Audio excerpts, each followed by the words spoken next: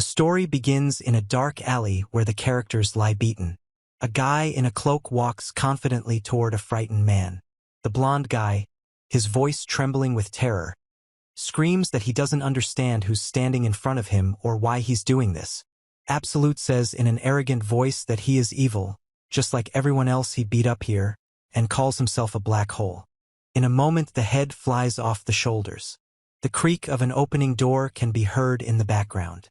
An elderly maid informs a handsome man with dark hair that his son is here and welcomes him back. The young man thanks the maid coldly. He tells the child, "Finally, we meet." He explains that the power contained within the child is truly terrifying, and that this power not only exceeds all expectations, but also perfectly complements the secret arts of the Ark family. He warns that from now on, the child will have to go through a thorny path. The man declares that from now on his name is Absolute and he must live by his own beliefs and the path he has chosen. Several years later, a duel is heard. A young man is sword-fighting an instructor. The instructor observes the fight, saying that Mr. Absolute's spirit is superb and he fights like a lion. The sounds of battle continue. The duelists shout again and again, and neither one wants to give in. Backstory. The main character tells us that 10 years ago he woke up and saw a completely unfamiliar ceiling. He continues that when he heard the man say his name at that moment, he felt a strong connection. This world is just like the one in the popular fantasy novel, The Chronicles of Linana. From the book I read, Absolute explains that at the same time, he realized that he is the villain who plunged many of the inhabitants of Linana into despair, the infamous Absolute Ark. He says the main problem with this story is that Absolute Ark, in whose body he was reincarnated, will be killed by the protagonist Hitsuji Aruto. And the reason for his defeat is simple: he had no allies. Even though I had enough power to solve the kingdom's problems, some nobles sided with the protagonist, and as the situation worsened, one by one they all rushed to the protagonist's side. In the end, when I came face to face with the protagonist, I was left completely alone, and my fate was to die at the hands of a hero with immeasurable power. Absolute says that if the story continues in this vein, the protagonist will kill him again, something he can't come to terms with. He says there are only two ways to avoid this: befriend the hero or defeat him and remain the villain.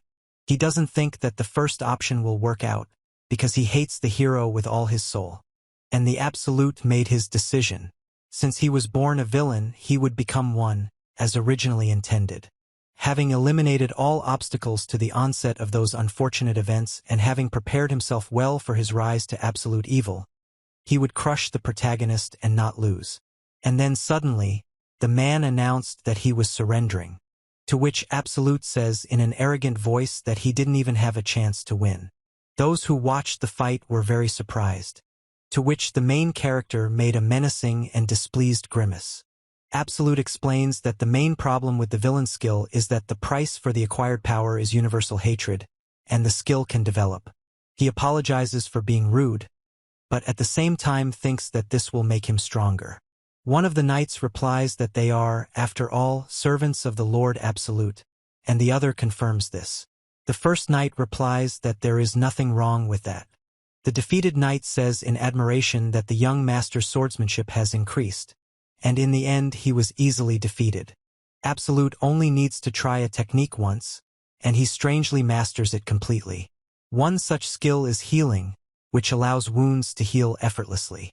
Also, barrier techniques and low sword combat are also a skill with potential development. Absolute calls himself a cheat character. This time he is confident that he will harden himself and find reliable allies before the story begins.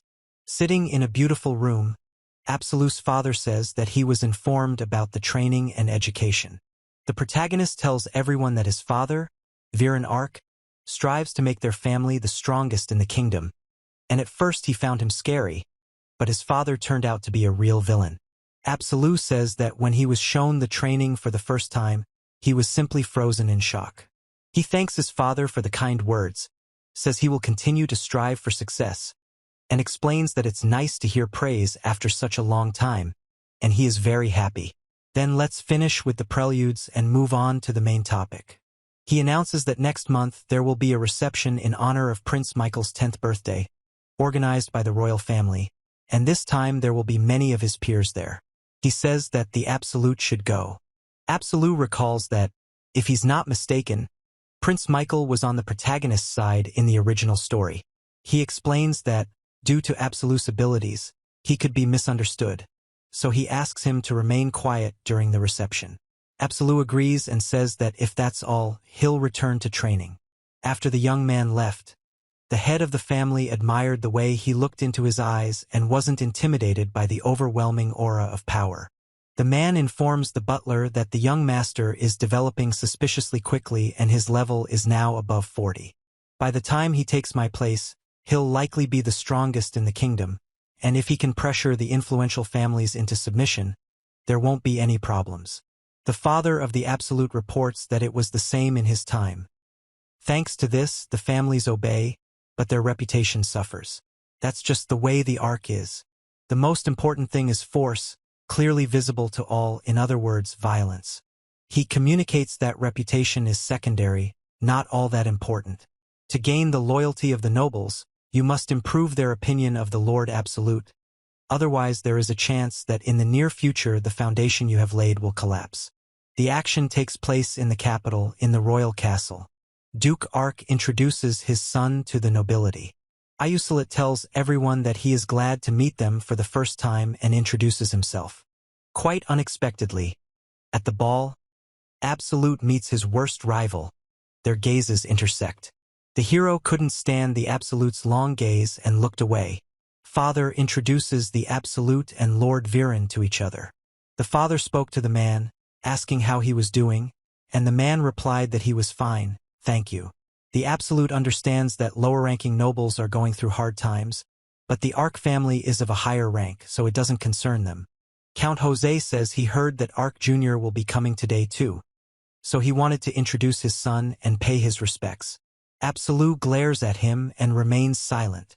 But the father doesn't lose his composure and slaps his son on the back, saying, "Come on." Absolute asks what the guy's name is. The boy replies that his name is Chris Jose from the Jose family. Absolute says he's glad to meet them, and Chris Jose replies that he's glad too. Absolute is worried that even the lower nobility dislikes them, which makes him fear for the future, and he hopes that he can at least reach his peers. A beautiful girl appears. The Absolute decides that this is the best way to avoid collapse. Father Absolute says that he has already greeted most of those present and now it is time for the adults to be left alone. He says that they can go to the next room. The noise of conversation can be heard on stage. As he walks through the hall, everyone turns to look at him with disdain. Words can be heard in the crowd that this is a reception organized by the royal family. What is the Ark family doing here? Absolute turns to those discussing him with a determined expression. In the large hall, children scatter in panic. One boy screams, and Absolute stands, watching the proceedings. There were two groups of children in the hall where he was heading. Some were kneeling, others were laughing at them. They were saying with disdain that the families gathered were of lower rank and asking how they had the courage to come here. Get out. Others were confirming this with the words, yes. And that's true. They shouted that they were only ruining the party. Absolute walks confidently into the room, and everyone present turns to look at him. He asks what's going on. He repeats that he is still asking questions. He wants to know what these people are doing to the subjects of the Ark family. A man, a girl, and a boy stand behind the Absolute. Absolute reports that it looks like the interlocutor dared to use violence, and the guy reacts to this with fear. He gives them a chance and says he'll listen to their excuses first. He then says that, depending on their response, he might forgive them. In his mind, he thinks that these worthless fools, relying solely on mob rule, have dared to go too far, and this irritates him. Raising a hand against the Ark clan subjects is tantamount to challenging the Ark clan. The Absolute announces that he has memorized their faces and orders them to leave. The group flees in panic. He turns to look at his subjects. They too sit in horror, awaiting his gaze. And then he remembers that he forgot to turn off the skill, and when he turned it off, his gaze immediately became softer. The boy tremblingly thanks the Absolute for saving him. He extends his hand and pats the boy on the shoulder. Absolute asks if he understood correctly that he is from Count Jose's family and asks if he has any problems with them. The guy listens with surprise and concern. The boy asks to be forgiven for forcing him to witness such an inappropriate scene, and the girl explains that they were oppressed by members of the highest noble families, so he could not fight back, and this led to an escalation of the conflict. The man says he bears all the responsibility and asks to spare the others from punishment. The girl reacts with surprise. The girl apologizes for the interruption and reveals that she is Lady Cruel of the Cruel family. Absolute reports that Mr. Chris was defending them and was injured in the process, and the girl says that they are responsible for it. The girl asks for mercy for Mr. Chris, and the guy is surprised and says that Chris is more popular than him. He explains that he is not jealous at all. The man in the center of the stage expresses bewilderment. Absolute says he understands everything. He says that it's not just Chris who is to blame for what happened, but everyone, and asks if they know why. The woman tells Chris to answer for everyone, and Chris explains that they allowed themselves to be humiliated. Absolute explains that the somewhat disreputable reputation of those gathered is known and asks why they have gathered here at all. He says they should have known how they would be treated when adults aren't around. The boy is silent. On the top panel, the boy is kneeling, resting his hands on the floor. The girl says that for the subjects of the villainous family this is inevitable and asks what they are offering. Absolute says he wants to know why they didn't wait for him. The girl and the boy say they don't understand what's going on. Absolute explains that the incident occurred due to the difference in rank between them and asks what would have happened if he had been there. Absolute says that he wouldn't have allowed them to do whatever they wanted. He says that even now they showed strength of spirit. They dared to go alone, even though they were afraid, but he is not finished yet. He reports that, as he said earlier, they are all to blame for this incident. The girl cries and says she's about to give out a punishment. Absolute and the man look frightened. He says that from now on, at such events and at the academy, everyone must always be within his sight, and orders that this be considered punishment for what happened. The group reacts with surprise. Absolute says he can't understand why everyone is so surprised, since he simply said he wanted to become stronger. The girl says it sounds very simple, but in reality it's very difficult. The man explains that this requires a lot of training and overcoming difficulties. The boy says that he, too, wants to become stronger so that he explains that this way you can combine water magic with wind magic and says that the girl's magic is water and wind, and you can do a lot with them. A girl looks at a sparkling crystal that she holds in her hands. The girl says that in addition to magical power, there is also this ability of control. The Absolute reports that it is amazing. The girl says that this is exactly what one would expect from Mr. Absolute. He says that it goes without saying. The girl says she's going to practice now. Absolute asks Chris if it's true that he has fire magic. Chris says that for him it's fusion magic and the like. He explains that fire magic can be used in different ways depending on one's level of training and advises focusing on developing one's strengths. The guy says, "Of course, mister." After Prince Michael's birthday party, Chris and the ladies began paying off their debts by organizing such workouts and tea parties. The Absolute reports that it even seems to him that the gap between them is narrowing. The boy addresses the Absolute, calling him Mr. Absolute. He says he'd like to ask something and explains that the magic that was used to help him at the reception. The guy says it's healing magic and says he knew about it. Two maids report to Mr. Absolute, Mr. Chris and Milady. Absolute says he's heard he's quite skilled in magic and swordsmanship, and that he's an amazing man for his age. He says he's suggesting they take a short break. The man explains that, in addition to the 4 elements of fire, water, earth, and wind, surprisingly, he also has dark magic healing powers.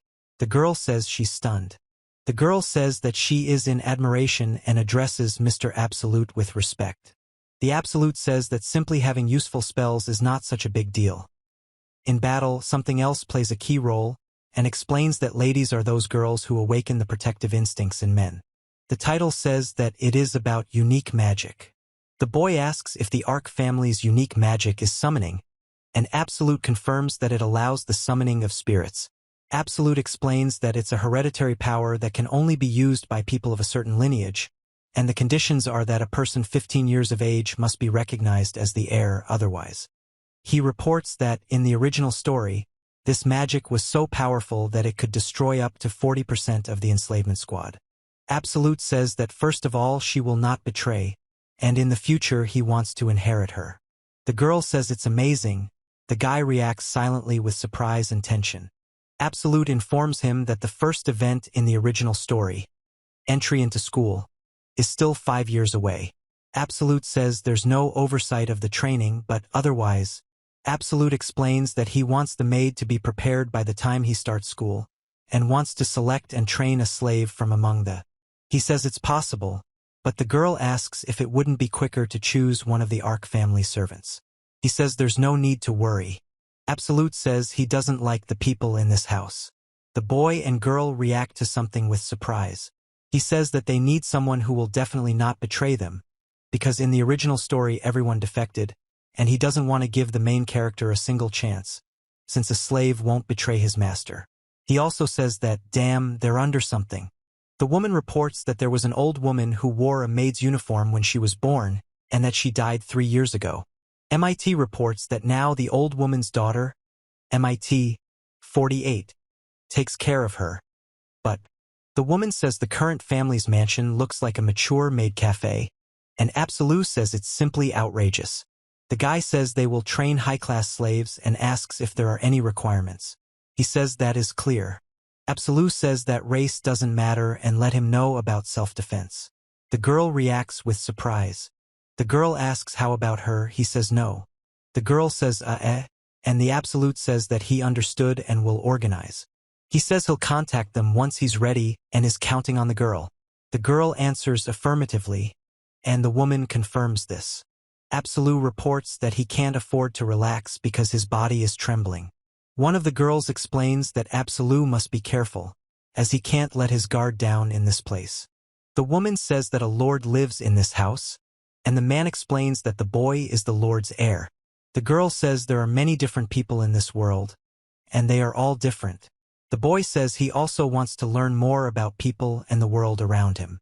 The woman says that even the family's maids are afraid of Mr. Absolute, and it will probably be the same at the academy, and Absolute says he wasn't paying enough attention. The woman says that Mr. Absolute is poor, and Absolute wants to console him. The girl asks why he acted like that and if that's his personality, and he explains that he's not such an unyielding person. The girl asks why he says that. The girl says that it is better to stick to this behavior if she wants to get closer to him, and that, besides, although he seemed irritated, he did not reject. The guy says that the impression of being in love was just a pretense. The girl says it's pure love. Absolute says that, like his interlocutor, he did not understand Mr. Absolute and ultimately left him alone. But at that reception he helped them. He tells the girl that she must have already been told about the absolute evil skill and asks if that's true. The girl replies that she has, and says that when she heard the story, her heart sank. The girl says that if the Absolute thinks that in the future he might be left alone again, then this time she definitely wants to be there, and says that this is exactly what she was thinking about. The man says he feels the same way and says he will never leave Mr. Absolute and will fill his entourage with allies. The guy says it's his duty to Mr. Absolute. The girl says it's true, and the Absolute confirms it with the word yes. The Absolute says he did the right thing by approaching the girl first, to which she replies that, of course, it is. He says that besides, the handsome high nobleman has a promising future, and he needs to keep other girls from flirting with him and lay the foundation for the future. The girl asks if these are his true motives. The girl says that perhaps it is better for Mr. Absolute to have many allies, and then adds, well, the old man says he'll wait for the Absolute here and asks him to be careful, and the Absolute agrees. The signature says this is Count Jose's house, the slave trader's mansion. He approaches the gate, which opens. The man greets and thanks him for coming. A man asks you to be kind to him today. The guy listens. The man says he's picked up a lot of slaves on request and explains that Chris will be accompanying the Absolute. So if you need anything, you should let him know. The man apologizes that it's not necessary and invites him in. The Absolute says that regarding security, the man explains that they impose. He says he will clarify the situation and there is no need to lower prices, he doesn't like being in debt. The man understands. Absolute thanks Count Jose for his hard work. Count Jose returns the favor. He says that from now on he will bring slaves here one by one, and the man explains that their actions are bound by a contract skill, so they will not cause problems. The man asks them to wait over there and tells them to let me know if anyone is interested. Absolute explains that this is a personal system. He says that since this is his first and last purchase, he needs to choose wisely, and that it's like buying a house. The man announces that he'll now begin bringing slaves one by one and asks to let her know if anyone is interested. The girl explains that she needs all this as a villain and a noblewoman. The Absolute informs him that what he seeks is the highest and most powerful commodity. The girl says she is Vul of the wolf tribe and is 8 years old, then asks him to buy her. The man expresses surprise. The boy says she looks like she's ready to pay, and says it's unpleasant to have to deal with that kind of reaction every time. The man explains that Chris isn't too young to master martial arts, and adds that wolves are born wolves. Even as children, they're stronger than others their age. The woman says it's clear and good, and then is surprised. The girl screams, begging him not to hurt her. The Absolute says that perhaps he should have been more careful. He says it seems Chris is angry again. The guy tells her to stop there for now and call the next one, to which the girl replies yes. Absolute announces that next, Elizabeth, 43, explains that if she is bought, she will be nice to the young gentleman. He explains that there is only one way to survive in this world, to kill. He says that if you don't kill, you'll die yourself. Barefoot steps are shown. The girl stands in profile. The Absolute says that he cannot allow himself to be weak, because weakness is death. He says that the chain on his hand is not just a decoration, but a symbol of his imprisonment and restriction of freedom. The woman says her name is Maria Stella, and she's 15 years old. Absolute says he thinks he's heard that name before. He explains that Mary was a noblewoman but became a slave because she was unable to pay off a huge debt, and explains that she is a capable knight. Absolute remembered that Maria Stella is a character from a novel and an older sister-type heroine, but has not yet awakened her magical abilities. He says she's cold at first, but after buying it, she becomes attached to the protagonist and explains its purpose. The woman offers to lend him her lap if he's already exhausted and tells him that when he wakes up, they'll continue training. The guy says what a cute sleepy face. Absolute says it's an indecent scene and asks if it's serious. He explains that if he pulls Maria to his side, he will undermine the main character's strength. Absolute says that once Maria finishes training, she will be able to use magic, as she has great potential, and says that the decision has been made. He says he's made up his mind. Chris asks if it's Elizabeth. He warns her not to try to foist Elizabeth on him. The girl says that she will buy Wool and Maria and offers to sign a contract, and then asks Chris to forgive her, saying that Elizabeth can handle it herself. Absolute reports that he writes with a pen. The man says that all the documents are ready. He turns around. Absolute informs them that from now on he is their master, Absolute Ark, and from now on they will both serve as his maids. The man and the handcuffed girl look frightened. He says in his head, "Wow!" The girl says that they say this man is one of the kingdom's most terrible villains, and at the same time she trembles and screams, "Ah! Wah!" The woman says the boy is from the Ark clan. The man says that now that they know this, it's no wonder they feel disgusted. The girl says she'd rather die than let anything happen to them. The Absolute explains that the mere fact of his origin awakens such hostility in them. The girl says that she has no intention of killing them. The girl says that it seems they haven't yet realized the situation they're in, and the little girl says, "But," he says that they are his slaves and mustn't forget that. The girl says she's afraid. The man silently clenches his handcuffed hands. The girl says ugh and ha, and the man says and ha. The girl says she doesn't want to die and asks him not to kill her. The woman says she can't let her live. Absolute tells him to watch his language when speaking to him and asks if he understands. The woman apologizes, and the other woman says she apologizes too. The guy says he forced 2 women to submit. He talks to Maria. Maria asks how he is, if she has gotten used to work.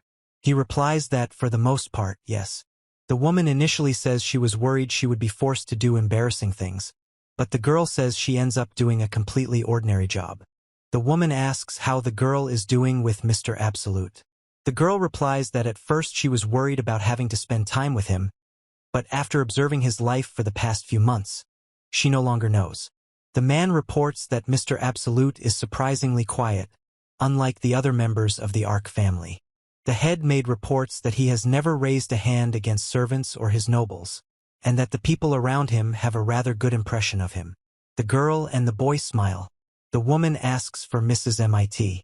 The head maid says that's good, Maria, and asks her to remain so. The girl screams. The man is surprised. The man asks why the girl always tries to act like a jerk, but in reality, the girl doesn't finish her sentence.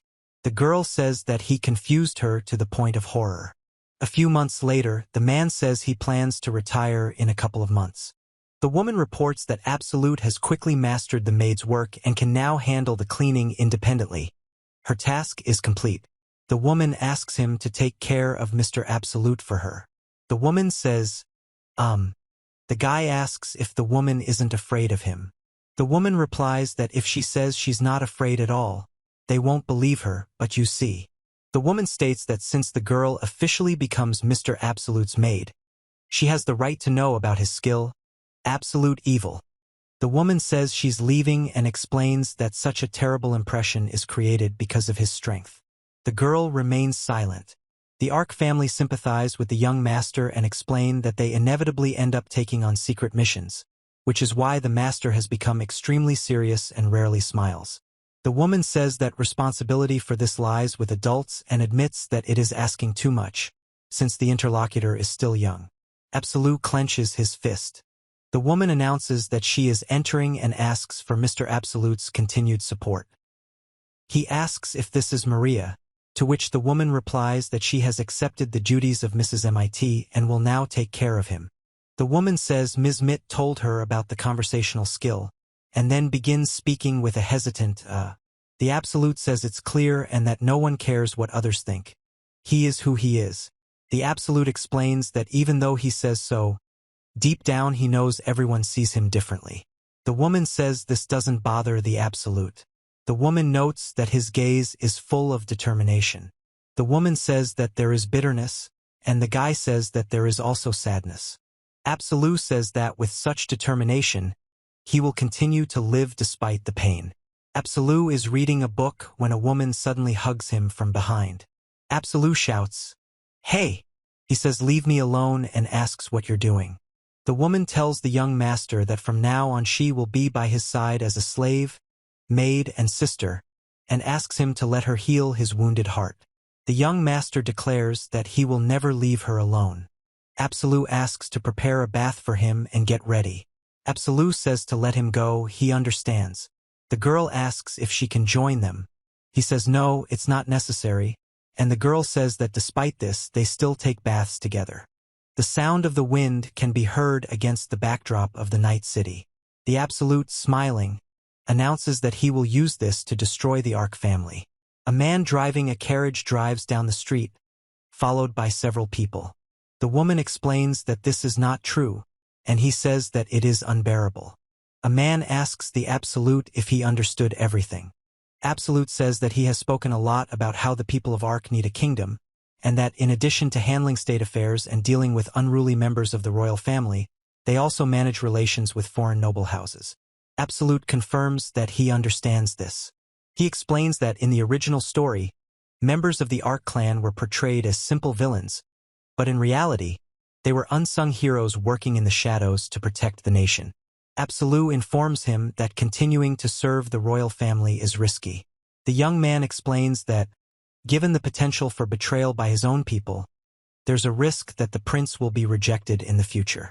He says that they need to think about countermeasures and asks what the task is this time.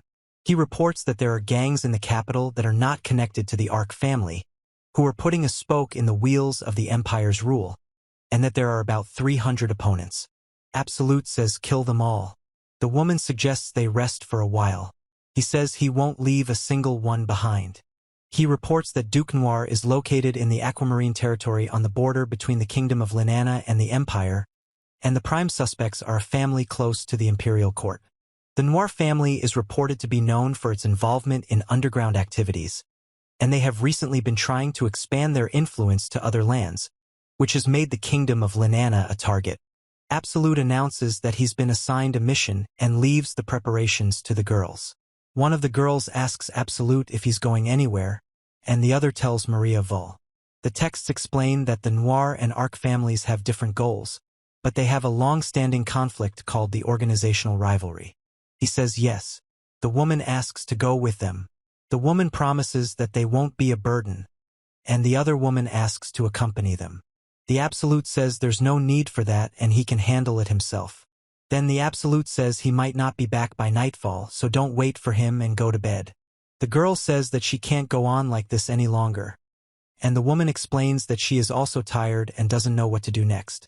The girl states that she will act as ordered and asks for safety and caution. The man explains that by defeating the leader of the opposing family, they will protect the country and urges them to crush the enemy. The text states that the action takes place in the Aquamarine territory. Ark family's era has ended. Absolute asks what it is. Absolute explains that it's a black hole. The man says it's teleportation magic and asks them to calm down, then orders those who dodged it to attack this bastard. Absolute says that's all. He says it's a waste of time and asks what they meant by unsung heroes. The man says that, as he thought, the royal family is hopeless and that he needs power. He explains that they are just pathetic pawns. The Absolute says that the power to withstand the onslaught of enemies. The man runs behind the cart. The boy falls to the ground and screams. He speaks to the Noir family. The boy says he's a servant of the Noir family and warns that if he's touched, the family won't stand aside. He explains that the boy will have to die first, because he's exactly what he needs, a worthy opponent. The guy asks who he is and why. Absolute says that he is evil. The guy looks scared. He says he's just like the rest of them. The Absolute reports that this is a black hole. He notices the sound of footsteps. Maria announces that she is back, sir, and then says that she already told her to keep quiet and go to bed. Absolute says that the gentleman is fulfilling his duty to the country, and the girl says that she wanted to greet him first. He says he doesn't understand how the girl found out about this. The woman says it was all Wool's doing, and that she was worried and told her everything. The man says he's surprised and couldn't have imagined Rajuark being cast in such a role. The man remains silent. Absolute says Vull's skill is finding enemies. Absolute says he'll scold the girl later for lying and calls her a brat. Absolute explains that his master has been fighting for their country all this time and asks what that is. He says that even at such a young age he hates it. Maria says she hates the adults of this country who force her young master to fight. Absolute says he's fine and nothing serious happened, and Maria explains that he's injured. The woman says that the heart is so wounded that the man does not feel pain. Absolute says he's so wounded that he can't feel the pain anymore, and wonders if he's gotten used to it or if he's just imagining it. The girl turns to Absolute, and he asks if that means he's screwed up. The girl says she'd like to say something else, but it's not her place to say it. Absolute explains. The girl says that she will allow herself to sleep with him today, but he says that it's not worth it, he will sleep alone. A few days later, the man asks about a martial arts tournament in the capital. The girl invites Mr. Absolute to participate and is confident he will win the under 15 category. The girl says it's too close. The man says he'll also be competing in the under 15 category, and that it's a good opportunity to gauge the strength of his peers. A boy tells Absolute that he heard about his participation in the hero tournament this year. Absolute asks if he's a hero. The text states that the action takes place at the Marquis Marai's estate. The man confirms this. Alicia Marai announces that she has finally found Absolute and asks if he skipped classes again. There's a bird sitting on the balcony. The Absolute says, The inscription says, "Isn't it wonderful to wake up enveloped in warm morning light?" He says softly. Maria Stella says good morning, sir, and asks where he learned such things.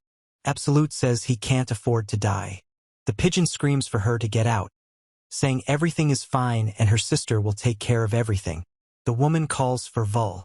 Vul, the Ark family's maid, is washing a plate. The woman asks the girl if the gentleman has returned to his room.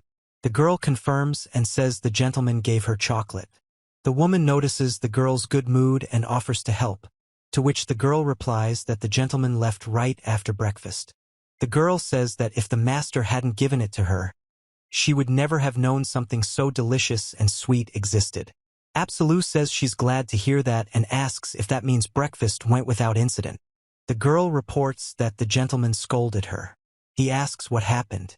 The girl explains that she was worried about the gentleman and that's why she told him. He says he knows. He apologizes to the girl Wool and admits his guilt. He explains that everything happened because Wool. The girl says she feels the same way and wants the gentleman to rely on them a little more. The man explains that it seems the gentleman is showing concern for them in this way. The woman asks Maria if she's busy today and tells her that she and the master were planning a sparring match. Maria explains that she popped into the kitchen for a moment because Wool wants to go too. Wool says he wants to become much stronger so he can protect the master. The woman says the man still has some things to do, and the man replies, well. Absolute asks if they sparred yesterday and if he'd like to give in to him. The girl says yes, and the woman suggests finishing it quickly. The girl says that she won't lose today. Then the guy tells her to hit with all her strength, after which the girl hits him. The Absolute explains that he can't allow her to continue this behavior and warns that if she doesn't stop, he will be forced to use force. The woman replies that she has no intention of giving up and is ready to fight to the end. The Absolute and the woman begin to fight, their swords clashing with a loud sound. Maria Stella states that she was born a noblewoman. Another fragment shows a girl with a sword and a boy with a wooden sword training. The girl says she's calling Maria and Ortega. The guy is surprised. The man says his father was a distinguished knight, and his mother was a strict but very loving woman. Absolute says that it is reported that the girl had a sweet brother named Ortega, who enjoyed everything in the world, and that their family was happy. It is reported that suddenly peaceful life came to an end. The girl tells him he can't sleep because he's afraid. The man explains that it's normal to be afraid and says she can stay with him if she wants. The girl says she doesn't want to disturb him, but the man says she doesn't need to be afraid. The girl says that her mother, father, and Ortega.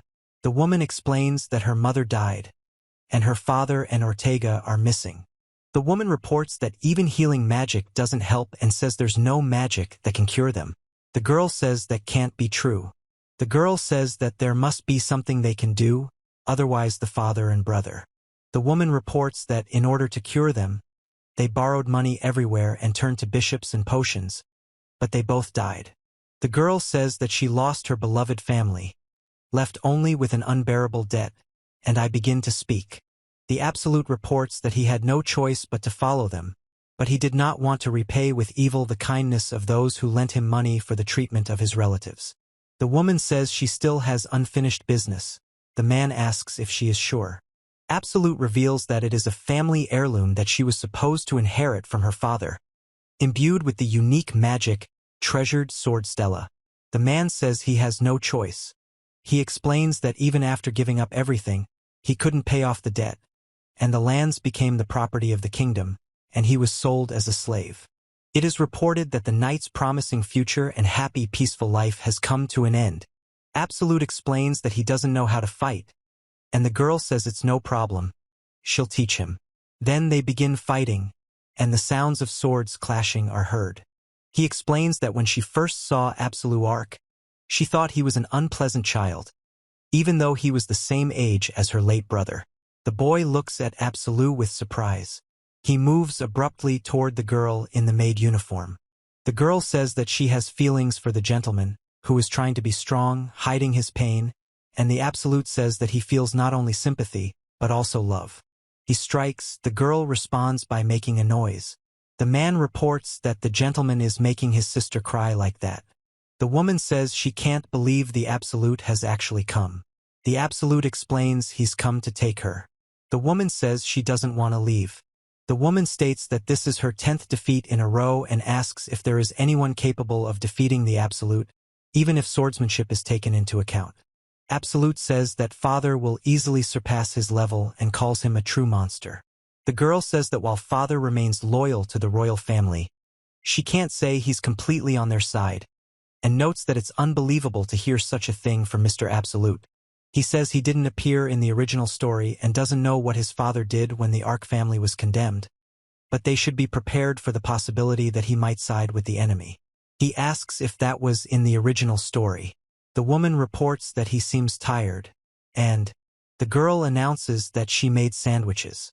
Absolute says the sandwiches look delicious. The girl smiles and says Absolute can eat as many as he wants. The girl tells him he's really tired and offers to lie down on her lap if he wants. He refuses. The girl smiles and calls Absolute, who is surprised. The girl looks tenderly at Absolute. Absolute says that this is the moment he saw in the original story and then says, there is no text or speech in the image. Absolute reports on the martial arts tournament in the capital. A girl in a maid uniform stands next to Absolute. The guy says they're going there, and the girl says the sweets look so delicious today. The girl says that Mr. Absolute will definitely win, but Absolute replies that no, it's not him. He announces that Wool will be participating. The girl in the maid uniform falls over, then says it was important. The girl in the maid uniform holds a cup and saucer. The boy and girl look at her. The boy says the gentleman is talking about him. The girl notices that everyone is looking. The girl in the mountain uniform. The girl says that Vul is weaker than his master and will disgrace him. Absolute says there's no need to worry and offers to treat you to a popular dessert in the capital on the way back if you defeat the hero. The girl says she trained with him and won't lose to the rabble, but adds something else. He says that if the girl becomes champion, he will buy her everything she wants. The girl happily replies that she will go. She explains that she wants a new weapon and cute little things. The man says that the girl seems to think she has already won. Mirai's estate Alicia informs her father that the hero alt is likely missing again. Absolute explains that a hero's skill is considered the strongest ability bestowed by a god, and that those born with such power are given the title of hero because they will become the nation's protectors. The man says that as soon as he gets distracted, something happens, and the hero needs to realize his responsibilities. The girl says that this is the perfect time. The upper right corner depicts a street with flags and people passing by. Absolute informs us that this is the capital and the tournament arena. Several people are walking toward the arena. Alt calls for Alicia to hurry, and Alicia yells at him to stop. Alt explains that he's a hero and his job is to fight, so he leaves the studying to Alicia and the others. Alicia says that because of his frivolity, she's constantly being scolded and asks why he's so energetic today. The girl says it doesn't matter how powerful a hero's skill is if it's given to such a fool. The man listens with a questioning expression. The boy asks the girl if she knows if there will be any strong opponents.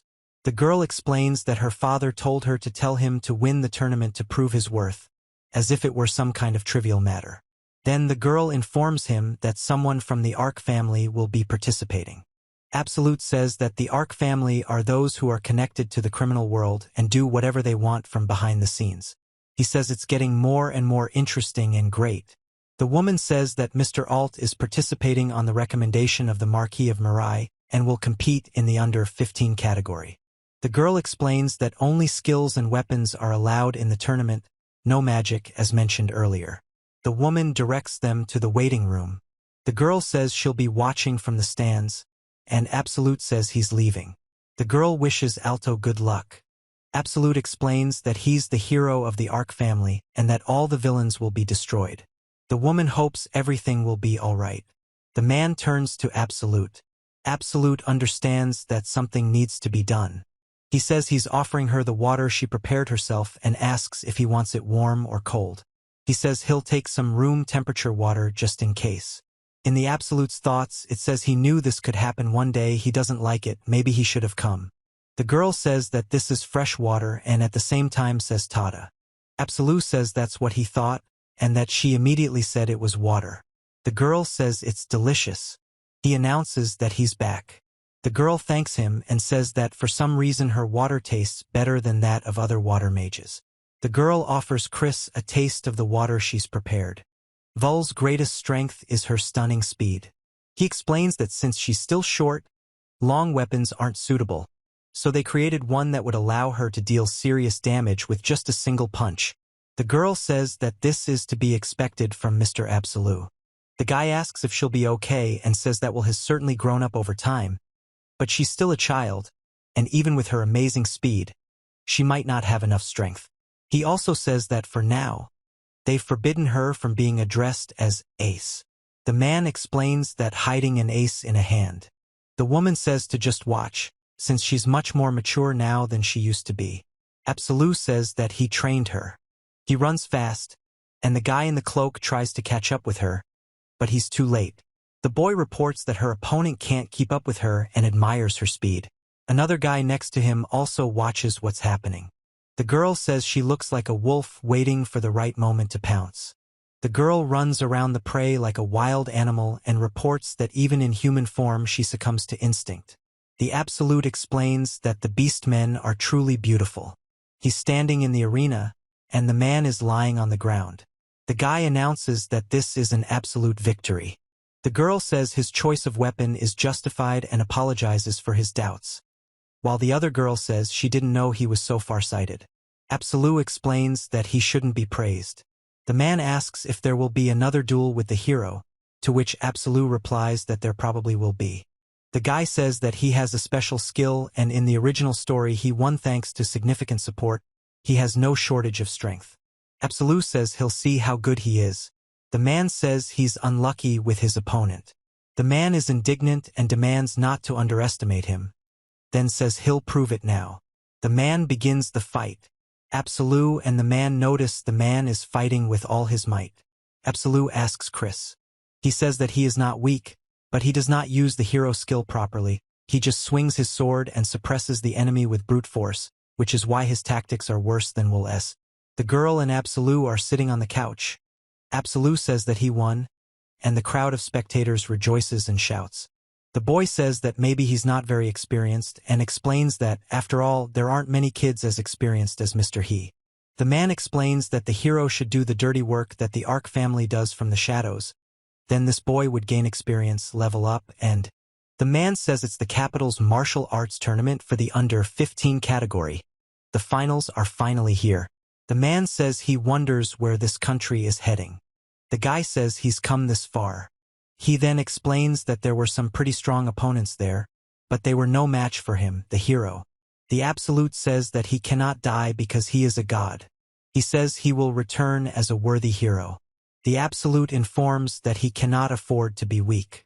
He says he's not going to fight seriously and suggests the enemy surrender. Otherwise he'll be forced to use force. The man responds that he has no intention of surrendering and is ready to fight to the end. Absolute announces that the final match is Alt versus Wool. The girl shouts that they started, and he asks if she is from the Ark family. The girl explains that it is for her master, and the Absolute asks what. The girl says that she can't help but smile when she sees the Absolute, and explains that this feeling will not change. He looks at her in surprise. The girl says that Yuna is so young, but his gaze is the spitting image of a predator, and asks what kind of terrible training was given to him in the Ark family. The man stands silently opposite. The boy asks Absolia if anyone from the Ark family was forcing him to participate in the tournament. Absolia says that if he wins, he'll get delicious food, so he doesn't have time. Then Absolia slashes at the boy with his sword. He says that if he can't hold the sword, he will die. Absolute says that what speed and strength? Does this mean that she is usually underfed? The girl runs forward and says she won't forgive the damn arches. The man stands in front of her. The Absolute strikes with a sword. The man deflects the attack with two swords. He says he can barely keep up so quickly. The girl attacks sharply, surprising the Absolute. He curses and wonders how he, a hero, can fight such a small girl, and at the same time demands not to underestimate him. Then he delivers a powerful blow with his sword. The guy reports that he can't see where the girl went. The woman yells at the Absolute that she's below. The woman yells at the Absolute. The girl runs across the arena. The man and the guy watch the scene. A girl stands in the arena, watching as Absolute falls to the ground after the impact. The spectators express surprise and excitement. The girl says it's amazing. Ark family right now. He tells her the manga's title and chapter number. The boy tells her the chapter title. The crowd is screaming loudly outside the arena. Absolute, a girl, and a man are looking out onto the arena from a balcony. The girl reports that they actually won. The Absolute explains that the hero's skill could have been a problem, but the wielder was weak and couldn't fully utilize it. He explains that Vol was the strongest in this arena, and if the hero had landed a single blow on her, they would have lost, but she knew this and didn't give him a chance to attack, and that was that. He says they can't afford to waste time because enemy troops are already close. The girl says they need to find a safe place to rest and recuperate. The boy explains they only have one chance to pass through this corridor unnoticed and warns them to be careful. The man explains that Absolute informs him that in the original story, the hero was weaker than him because he lacked combat sense, and even without it, they could have lost, so from now on, they need to keep an eye on the hero. The girl says she's back and suggests they eat sweets and go shopping. Absolute says that Vol has done a good job. The girl says she can't believe he actually came. He explains he came to help. The girl says she's very grateful and asks him not to leave. The man tells her to go ahead and take whatever she wants, and the woman rejoices. The man lies on the bed, and the woman sits next to him and says she can't believe that even as a hero he lost. The woman explains that Alt believed he could win by relying on strength alone, and hopes. The girl says that instead of leaving everything to Alt, her father could have come up with some countermeasures himself, and that it's unfair that she's constantly scolded for Alt skipping classes, even though she's the one taking care of him. A stone hangs above the girl's head with the inscription Worker. The man explains that it was his father who first decided to shelter the hero. Alicia says that Alt has finally woken up and asks how he's feeling. Alt explains that he lost. Absolute tells Alicia what he's decided. Alicia says that, unfortunately, he has, and asks if he's learned his lesson. Alicia explains that she believed in Absolute and that he would understand his duty as a hero, and is glad that he finally understands. The guy says he will destroy the Ark family. The girl says something, to which Absolute replies with a question. Absolute reports that the rumors were true and the Ark family are real scoundrels. The girl explains that, after watching that girl in the finale, she thought that the nobles who enslaved and forced the little girl to fight. The girl says that the Ark family is a high nobility, and if they get involved, the Mirai family will suffer, and also that it's pointless for a commoner like Absolute to destroy high nobility. She asks if he even listens to her. The guy offers Alicia to overthrow the Ark family together, and the woman says that he didn't listen at all. The girl says you shouldn't joke like that. The woman says she won't join the man with such baseless arguments, and if he wants her to side with him, he should find a compelling reason and gather a large army. The man says that only then will he support her. The woman explains that until then, he shouldn't get involved with. The boy says that Alicia thinks completely differently than expected and that she wants him to gather soldiers from the royal family and high nobles and crush them. Then the boy says it's clear and promises to do so, turning to Alicia. The girl says it's from Prince Michael. The Absolute says yes, he wants Vol brought to the royal palace. He says that the puppy in whose honor the reception was held. Absolute announces that they are heading to the palace because Prince Michael has summoned them, and the girl asks if this is truly the case. The top section states that Michael was likely one of those who provided military support to the hero in the original story, and they can't allow him to become their enemy now. The girl says that she will be killed and asks if she did something wrong, and then exclaims that Absolute says no one will touch the girl. Someone probably caught her eye at the tournament and wanted to take her for themselves or something. The girl asks if they'll give Vol back and if her master hates her. Michael Manana informs Absolute Ark and the slave Vol that they have done well and invites them to come and sit down. He tells the girl to simply refuse the offer if she wants to side with Prince Michael and promises to do everything possible to protect her. Michael assures the girl not to be afraid, that he will protect her. The girl calls Prince Michael, and the Absolute asks why there are so many guards. The man asks if there aren't too many guards for simple protection. The man explains that he's next in line to the throne, and the guards say it would be a disaster if anything happened to him. They also understand the guards' inconvenience, but ask for a little patience. The girl growls, the Absolute says okay. The girl continues to growl. The boy says he can't believe the infamous Ark family is so stupid and asks what he'll do against so many guards. He says it looks like the boy needs to be taught a lesson. Absolute says that if the girl becomes his, he will spare him, and asks what she will say, slave. Absolute squeezes the other man's shoulder.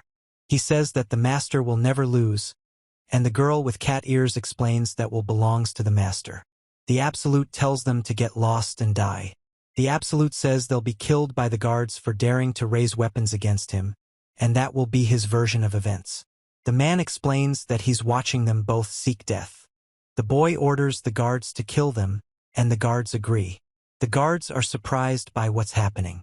Absolute tells Vul to call for help and reports that Prince Michael has gone mad and ordered the guards to kill the heir of the Ark family. Vul shouts yes in response. The boy expresses bewilderment and says that he strikes quickly. The man says that he has already warned him and explains that he will not repeat it a second time. The Absolute says something, stepping on the floor, and the man asks the Absolute Ark to wait. The woman explains that it's impossible to kill the heir of a high noble family for the sake of some slave, and asks if he's doing this. The man expresses bewilderment. The guy says he can't stand it, he says he can't hear him. The guy grits his teeth. He says he can't stand the other person's behavior, eyes, or even their very existence. The guy says that the interlocutor is an eyesore. Absolute says it's clear. Absolute says he tried to kill him and knows what will happen next, right? The guy tries to grab his throat and chokes. Absolute leaves. He says stop. A man in uniform stops someone with his arms outstretched. The man says that both sides must lay down their arms. Absolute says that here they are and asks how you have been, Your Majesty. The man says it's terrible and reports that the king himself has come to inquire about his true intentions. Absolute says that there is no need to bargain, but to insist on your own and do everything the way he wants. The guy says that they will be killed by the guards for daring to raise weapons against him, and adds that this will be his version. The man orders the guards to kill them, the guards agree. Absolute explains that the book describes a way to destroy demons and warns that it is very dangerous. The man says he is not afraid and is ready to take risks to save people. He says that he filmed it with a magical object just in case, and at the same time asks what kind of footage it is. The man tells Absolute Ark that he regrets what happened and asks for forgiveness. Absolute says he didn't think they would be repaid in this way. The man explains that the Ark family supports the royal family, even if it means staining their hands with blood to ensure proper governance of the country. He asks the man if such a decision has been made and informs him that in that case, the Ark family will reconsider its position regarding the royal family. The man sits silently, sweating. He smiles. The man turns sharply. The man explains that it was Michael's doing and that the Absolute probably won't believe it, but he couldn't have imagined it would come to this. The Absolute asks if cutting off the guard's hands wasn't too much and asks if it couldn't have been resolved more peacefully. The guy reports that she attacked a high nobleman and explains that it was self-defense on his part. The Absolute states that the royal guards failed to heed the warning, so the blame lies with them, and they must correct Prince Michael's mistake, even at the cost of their lives. He also states that it is not his fault. The boy asks the girl what the outcome is.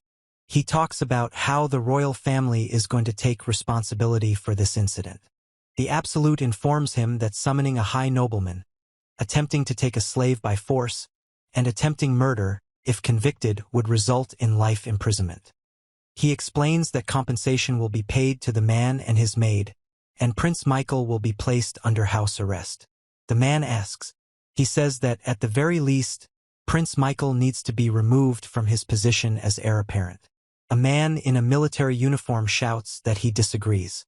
The man explains that without an heir, the royal family will end, but he has another option. He explains that if Princess Haniel marries, the problem will be solved, and that it's better than making Michael crown prince. The man says that Michael is his only son and asks him to come up with something. The woman says she's blind and won't be able to fulfill her duties as ruler.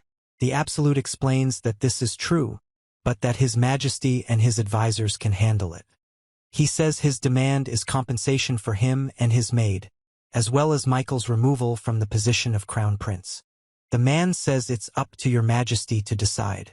The girl announces that this time she's made a strawberry and chocolate cake, and Absolute says it sounds delicious and thanks him for the treat. The girl explains that she hopes Absolute will like it and suggests they start tea. The girl asks if everything is all right with the gentleman. He says it's compensation from the king and suggests she eat as much as she wants and not worry. The girl asks why the Absolute protected her.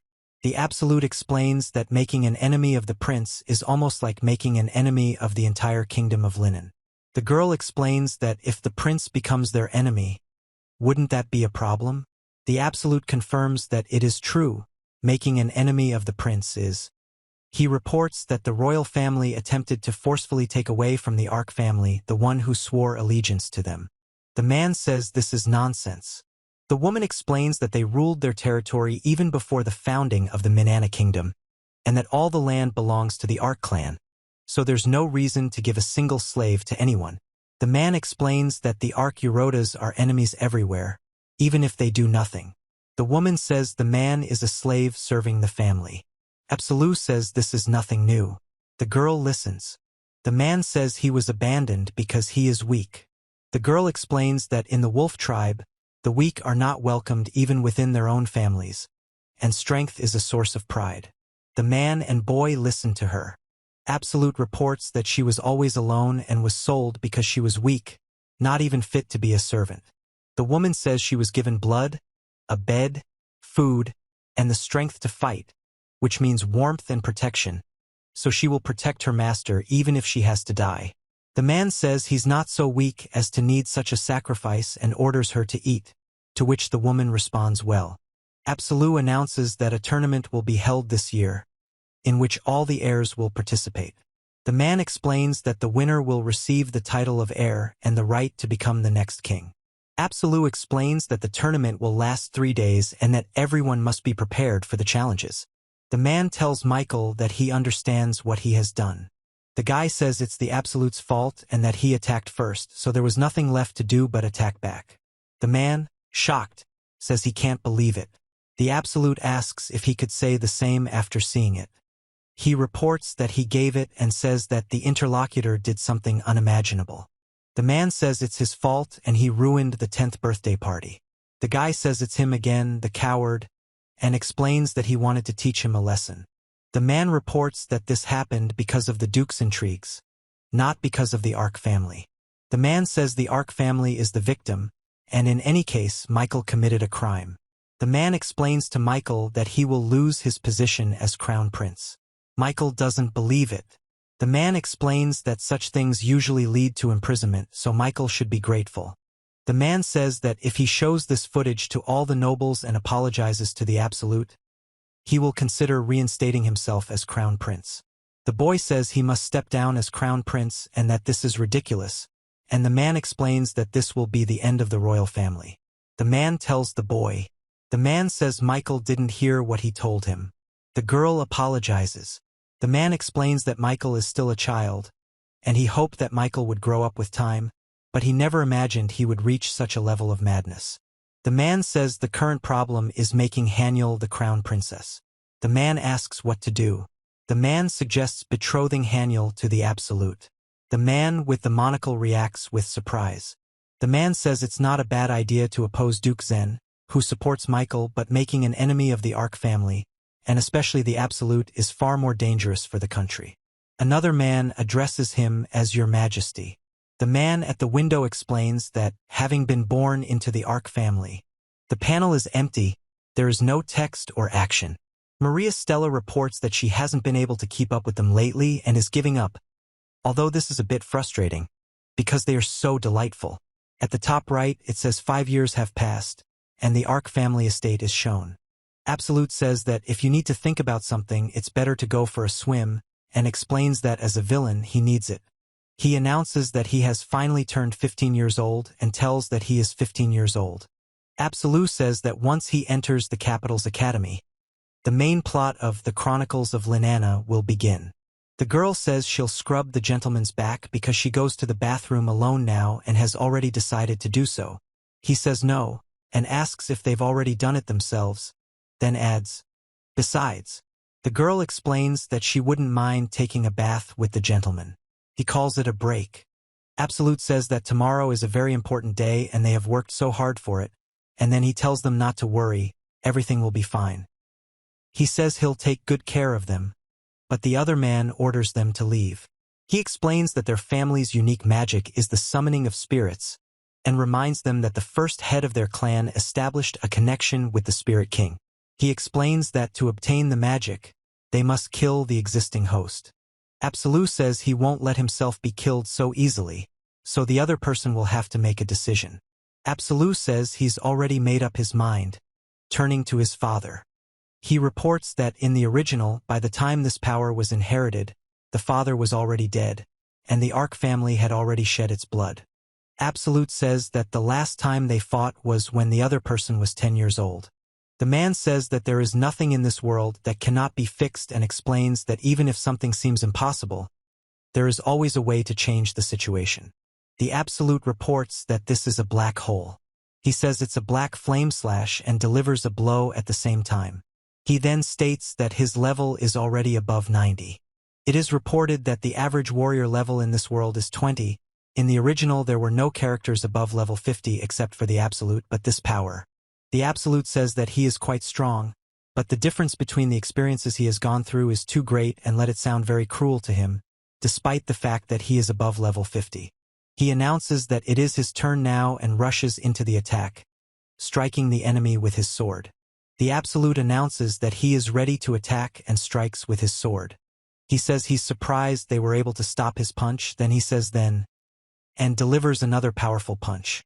Absolute says that this is a man who has defended the country for decades, and that he knew he was strong, but he didn't expect him to be this strong. Absolute is in a fighting stance with his sword drawn. He says it's great, but he's just getting started. Absolute says that maybe we need to use a little more force. He screams, parrying the attack with his sword. He raises the sword above his head and delivers a powerful blow that destroys the barrier. He looks ahead tensely, sweating. The Absolute says that if he cannot win, he will die, and if he wins, the enemy will die. The image shows a powerful explosion or impact that shatters a surface, causing fragments to fly and cracks to form. The Absolute pushes the sword away with force, clutching the hilt.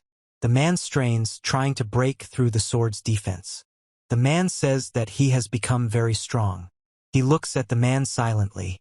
The Absolute is silent, watching the man standing amidst the destruction, breathing heavily. The man declares that this is their end and commands the Absolute to surpass him. He speaks the call of the spirits and commands the primordial spirit to appear. He steps forward. A girl in armor appears. The girl says she can't let the Absolute die. Absolute announces the name, Black Hole. He states that he cannot afford to lose and explains that if he loses, his life will be in danger. The man says he understands the situation and is ready to accept the challenge. The man asks why the Absolute spared him, explaining that unless he is killed, the magic will not be transmitted. He says that he ruined his own life for the sake of this country, and if it's all for the sake of passing on magic, then life is too high a price. He says that if he has to sacrifice his own parent for this power, he refuses. Absolute explains that in the original, death was an everyday occurrence for him and he would definitely do anything to inherit this power, but here he is. He explains that without his death, the other will not be able to master their inherited power and asks what he will do now.